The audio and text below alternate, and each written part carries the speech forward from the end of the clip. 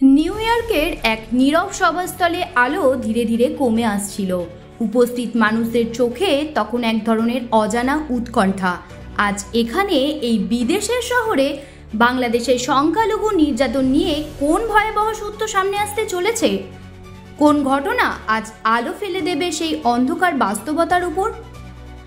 সভাটি শুরু হয় দেখো আলোয় আলো আকাশ গান দিয়ে, আর সেই সঙ্গে প্রদীপ প্রজ্বলনের মধ্য দিয়ে স্মরণ করা হয় বাংলাদেশের সংখ্যালঘু নির্যাতনের শিকার হয়ে প্রাণ হারানো মানুষদের। পুরো হল ঘর তখন নিস্তব্ধ, আর উপস্থিত মানুষদের মনে ছিল গভীর শোক আর প্রতিজ্ঞা। এই নির্যাতনকে আর চুপচাপ মেনে নেওয়া যাবে না।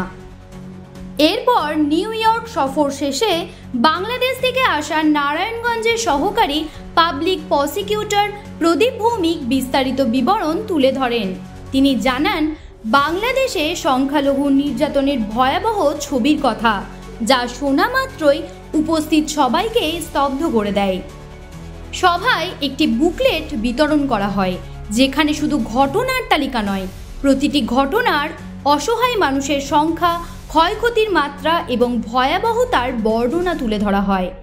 বুকলেটে উল্লেখ ছিল যশোরের অভয়নগরে পুরো বৌদ্ধপল্লীর প্রায় 100টি বাড়ি ধ্বংসের ঘটনা, রংপুরের গঙ্গাচড়া ও চট্টগ্রামের হাজারিগলি এলাকার হামলার বিবরণ, চিটগাং হিল ট্র্যাক্টসে সংখ্যালঘু সম্প্রদায়ের আতঙ্কময় দিনগুলোর কথা, বড়দিনের আগের রাতে খ্রিস্টান পাড়ায় 17টি বাড়িতে হামলার ঘটনা, আর খাগড়াছড়ির গুইমারায় নাবালিকা নির্যাতনের প্রতিবাদ করায় 3 জন মারমা আদিবাসীকে নির্মমভাবে হত্যা করার হৃদয় বিদারক তথ্য।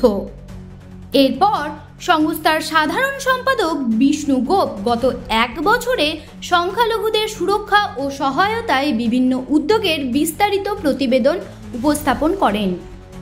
সংস্থার কোষাধ্যক্ষ চন্দন সেনগুপ্তা তুলে ধরেন গত 1 বছরের আর্থিক বিবরণ ও কার্যক্রমের হিসেব।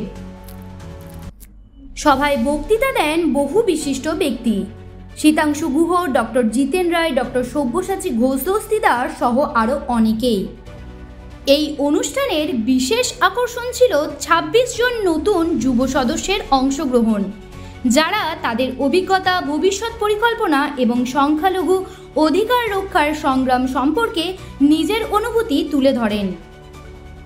তাদের কথায় ছিল নতুন আশার আলো। তারা বিশ্বাস করেন ঐক্য থাকলে কোনো নির্যাতনই স্থায়ী হতে পারে না। সভাটি শেষ হয় আশার বার্তা দিয়ে। উপস্থিত সবাই প্রতিজ্ঞা করেন বাংলাদেশের সংখ্যালঘু সম্প্রদায়ের ওপর নির্যাতন আর নীরবতায় ঢেকে রাখা যাবে না। সত্য প্রকাশিত হবে, প্রতিবাদ জোরালো হবে, আর মানবিকতার আলো মানুষকে আবার একদিন নিরাপত্তা ও মর্যাদার পথে ফিরিয়ে আনবে। জ্যোতি সরকারের রিপোর্ট, হেডলাইন্স, কলকাতা।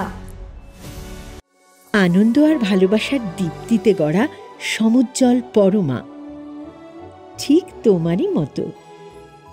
শ্যাম সুন্দর কোম্পানি জুয়েলার্স, আগরতলা, উদয়পুর, ধর্মনগর, কলকাতা।